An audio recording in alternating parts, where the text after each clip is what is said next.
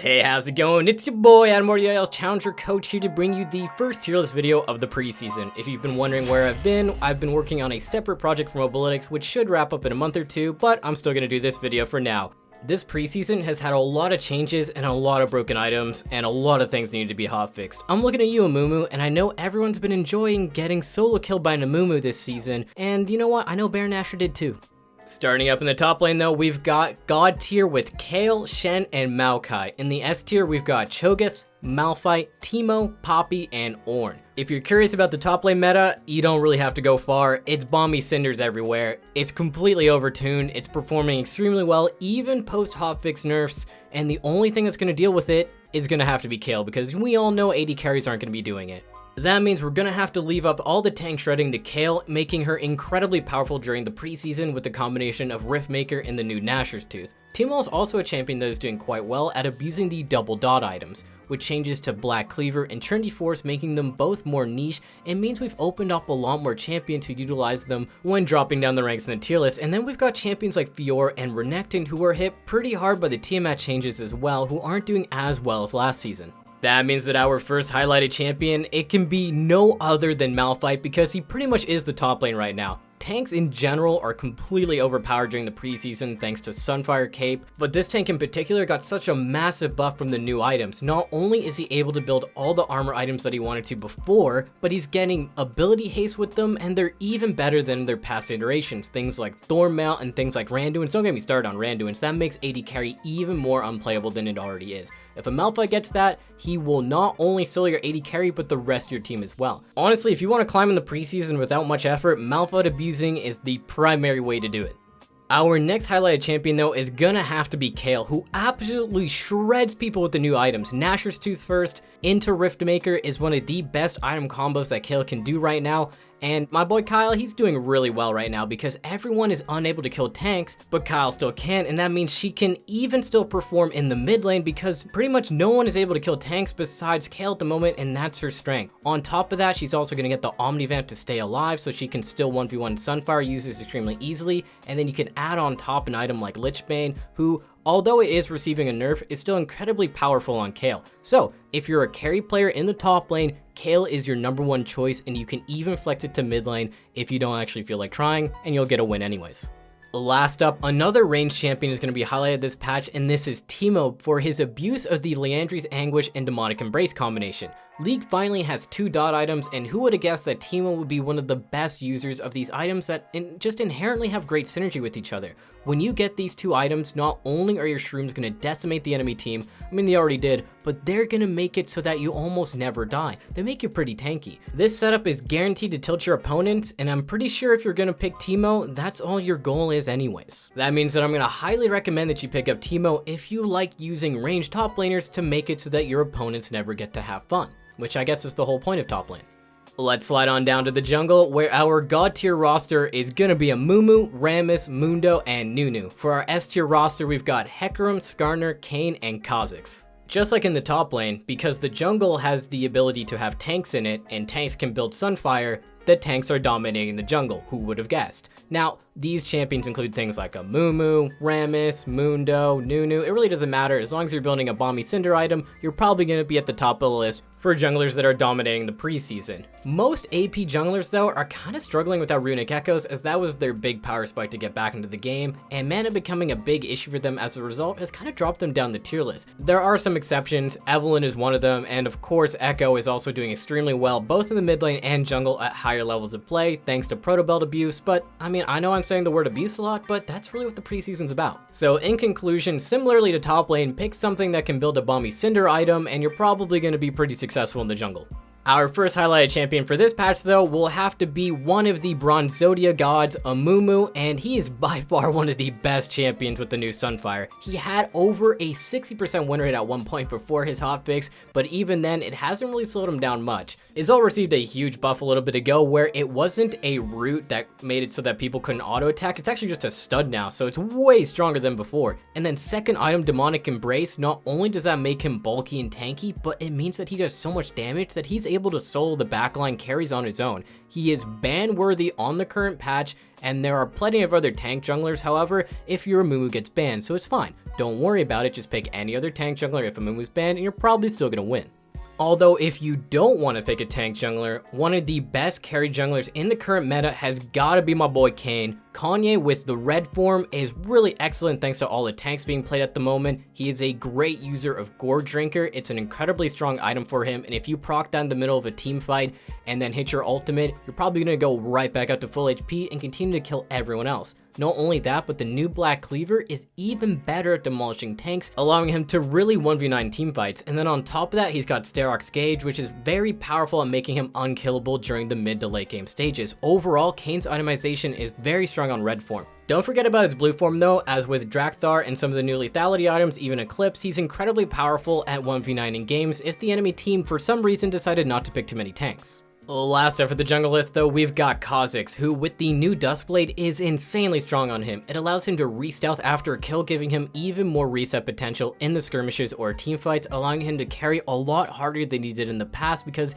he doesn't actually have to worry about his positioning as much. He does also have some alternative setups with Eclipse or even Gore Drinker and Bruiser Kha'Zix if you're running into a lot of tanks, so his adaptability during the preseason is, to say the least, incredibly strong. He's powerful at finding isolated targets and picking them off because during the preseason, people are playing less seriously, and a snowball champion like Kha'Zix that likes to 1v1, yeah, he's gonna pick up a lot of free kills. He's one of the few champions with enough damage to actually cut through tankier opponents, and let's not forget how Omnivamp is now on Ravenous Hunter, which is allowing him to sustain through duels and win almost any 1v1, so Kha'Zix is one of the best carry junglers at the moment if you don't feel like picking a random tank.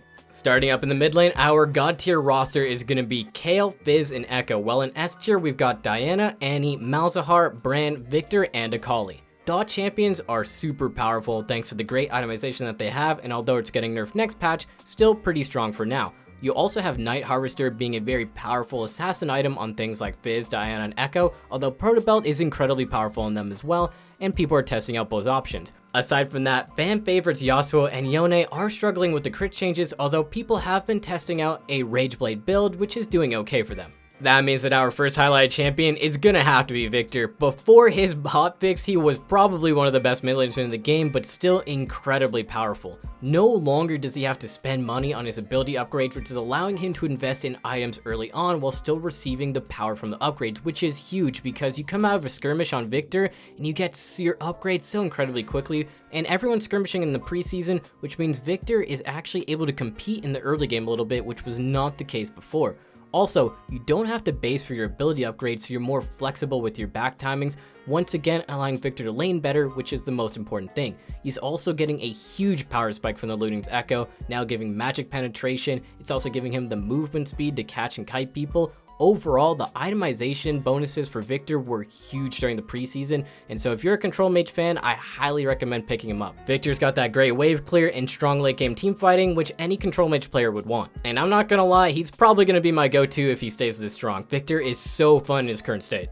Our next highlighted champion is actually going to be Brand, who received changes to his E and R not so long ago that really helped him out in terms of the 1v1 and mid lane potential. His E changes allowed him to wave clear a lot better, which is important in the mid lane, while his R changes allowed him to duel better, which is also important in the mid lane. On top of that, you got the dot items are insane on him. Leandri's and Demonic Embrace, a very powerful combo during the preseason for both Brand and Malzahar, who are doing extremely well. These passive proccing over and over and over again are allowing Brand to deal absurd amounts of damage to tanks, which is allowing him to actually win some games. Damage output is way too high on both Brand and Malzahar, and if you're looking to shred some tanks, I highly recommend you pick them up. Last up, although it pains me to say it a little bit, we've got Akali. Akali lost Gunblade, but managed to find an even stronger item combination. I don't know where I've heard this one before, maybe with Katarina, but anyways, you've got Riftmaker and Demonic Embrace, which is allowing her to output huge amounts of damage over the course of the fight while being bulky and difficult enough to take down. She does have some alternative setups which are more burst oriented, where you're taking a Night Harvester as well as Lichbane and Electrocute, but both setups are good. This is just the one that's more consistent, as it gives you the Omnivamp, the ability to wipe out more than one person at the same time, really allowing Akali to be the premier skirmisher and making her teamfight even more forgiving than it already is, because even if you catch her out of stealth, she's probably not going to die and she's still going to kill everyone. That means that not only is she considered one of the best mid laners at higher levels of play currently, but even at lower levels of play, Akali is still performing well enough for her to want to recommend her in this way. Akali is just that strong during the preseason. Down below in the bot lane, in our god tier roster, we've got Jhin, Ashe, and Vayne. And for our S tier roster, we've got Misfortune, Swain, Victor, and Samira. The crit changes, they may have hurt AD carries a little bit, just a little bit. They're dealing far less damage in the later stages of the game. They don't really have their big 3-item power spike anymore. I don't even know if they have a power spike anymore, but we'll move on from that. Champions like Jinx got hit pretty hard by these changes. Caitlyn got hit pretty hard by these changes, although I'm pretty sure people are happy about that one. In general, during this patch, on-hit AD carries with Ginsus are doing the best. Also, mages are performing incredibly well in the bot lane. Things like Swain and Victor, who are abusing the powerful AP items, are outperforming the traditional crit AD carries, who really aren't doing well right now. The AD carries that are doing well are ones that can abuse lethality, like Jhin or Misfortune, or the on-hit consistent damage ADs like Ashe and Vayne, with Samira and shield bow users being the exception, as they actually get a power spike, which is just one item. With all the complaints that AD carries can't really kill tanks, our first highlighted champion is going to have to be Vayne, who is one of the few AD carries who has the single target DPS to actually kill a Malphite. In terms of her itemization, she currently has great synergy with Ginsus, but as well she can go for mythic items like Kraken Slayer for a higher damage output, or go Immortal Shield Bow for a higher sustain and survivability versus more dive heavy comps. Plus, Lifesteal now works on-hit effects, making Shield Bow plus Ginsus an amazing combination for Vayne.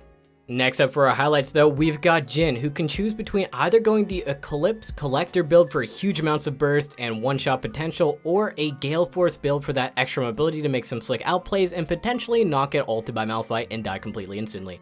The Collector syncs really nicely with crit chance / lethality and is an execute when the person is low, making your 4-shot super threatening. On the other hand, you've got the Gale Force Mythic passive, which gives movement speed, making you really hard to pin down, and the active is going to allow you to actually dodge those engages and potentially also get in range for a rapid fire auto so you can line that up and get an easy pick. You are going to struggle a bit into the tanks running rampant, but otherwise you can pop off against pretty much any of the squishy champions and then pray to the riot gods that your teammates are still alive and conscious enough to actually peel for you a little bit so you can eventually whittle down some of the tanks. That's his biggest weakness right now. He can kill everything but tanks. Lastly, in the bot lane, we have one of my favorite picks, which is actually going to be Swain, who is feeling really comfortable with the Zhonya's being 400 gold cheaper. That is such a nice power spike for him, you have no idea. And then you've got the Liandry / Demonic Embrace providing amazing damage and tankiness as a combination. The nice thing about Swain bot lane is that if you've ever complained about being an AD carry and not being able to peel for yourself and your teammates not helping you survive and all these dive champions and assassins are killing you, well guess what? You're Swain. You don't care anymore. You just hit your R, 1v2 the gank, 1v2 anyone who's trying to dive you, and then hit your Zhonyas if you still somehow manage to die. This is why he's so powerful. He peels for himself. And if your support's not landing CC to get kills when ganks are coming, you do it yourself. Swain is a very do-it-yourself bot laner. He's got everything he needs because he's not a marksman. He's actually a mage. The key to playing him in the bot lane though is noticing how strong your level 6 power spike is. When you get this, not only are you going to be able to win 2v2s, but you'll probably be able to kill the jungler too. So don't back down if you get ganked. Hit your ultimate and try and kill them, especially if you notice their ignite is down. He's also going to pair really well with the CC supports that are strong right now. Things like Leona, for example, are a perfect match for Swain bot lane. Last up, as always, we've got our god tier support roster, which is going to be Leona and Brand, followed by our S tier roster being Maokai, Janna, Thresh, Morgana, Zyra, Nami, and Lux. Athene's is, no longer in the game, and that's hurting enchanters quite a bit, although in return, we've got Imperial Mandate as being one of the strongest, if not the strongest, support mythic out there right now. There are champions that can proc it easily, and if you've noticed, they're all really high up on our rankings. Things like Maokai proc it really easily with Sapling, things like Janna proc it easily, Nami with her E procs it incredibly easily, and this is the big item that is allowing the support champions to carry right now if they're not a tank. Mage supports are also a lot stronger with the new items. Things like Zyra and Brand are performing extremely well in terms of carrying because they're just outperforming their marksman counterparts anyways. I know I've joked about this a lot, but it just keeps coming up. Tank supports are also able to build Sunfire if needed if they want to actually carry a game, but for the most part, they're going to want to go lock. First up for the support highlights, we've got Nami, who syncs up really well with Imperial Mandate, as I've mentioned before. There's not as much healing as Athene's gave before, but the increase in damage is huge and it allows her to snowball the early game incredibly effectively. It applies on her Q, it applies on each proc of her E and her R as well, and it marks her opponent so allies can deal even more damage. If you get hit by a carry that has Nami E on them, you're probably gonna die at this point in time. And she also has her regular good laning phase, good laning pressure, and she scales pretty decently. To the surprise of many, our next one is going to be Maokai, and Maokai support is back, baby, but this time it's with an AP build with saplings, and it is really frustrating to play against. The saplings, once you get Imperial Mandate, and even before then, are almost one-shotting people, giving you absurdly strong brush control, but even during team fights, especially around Dragon, set them up in the brushes ahead of time and watch as the enemy team walks through them and pretty much dies to just you. But not only is he bringing a lot of damage and zone control, he's got a ton of CC in his kit to help him peel for carries and actually do support things. If you want an unconventional support champion that is great when ahead because face checking him becomes impossible, then I highly recommend you pick up Maokai. Last up for the support list though, we've got Leona, who is still the top tank thanks to her ability to punish most lane matchups. Anyone who's trying to do anything fun will just immediately get all in by Leona at level 2 and die. Another champion who can build Sunfire if she's ahead and wants to carry, but I highly recommend you actually try Locket if you're not in the carry zone, which I mean, if you're playing Leona, I guess you're probably going to be winning lane anyway, so scratch that. You can also go Zeke's right after, as it's an incredibly powerful item on her, allowing her to deal even more damage for her carries, making it so that if she ever gets a pick on you during the mid game, you're likely going to die. That's it for our tier list video though. Thanks everyone for watching. I know the tier list video was later on this patch, but that's because there were so many changes with the items and it was necessary to let things settle a little bit so we could get a good read on the meta. Don't worry though, next week we'll be back to our normal schedule with the next patch. I was your host at Moriarty Isles, and be sure to check out our other products on Mobalytics.gg.